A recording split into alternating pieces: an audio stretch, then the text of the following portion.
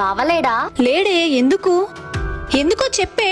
మా ఆయన వ్యాపారం చేద్దాం అనుకుంటున్నాడక్క. అంతా ఓకే, కాకపోతే 10 ఎకరాల పొలం ఉన్న వాళ్ళు షూరిటీ సంతకం పెట్టాలంటక్క.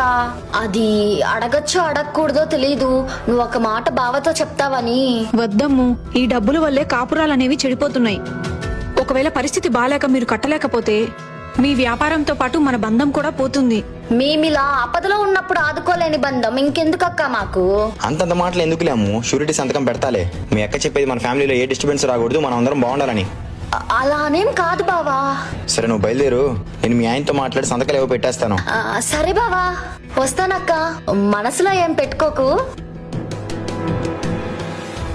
ఏంటండి అంత దిగులుగా ఉన్నారు? అమ్ము వాళ్ళ ఆయన 6 నెలల నుంచి ఈఎంఐ కట్టట్లేదంటే రోజు మార్చి రోజు ఫైనాన్షియల్ ఆఫీస్ కాడికి వచ్చి గొడవ చేస్తున్నారే.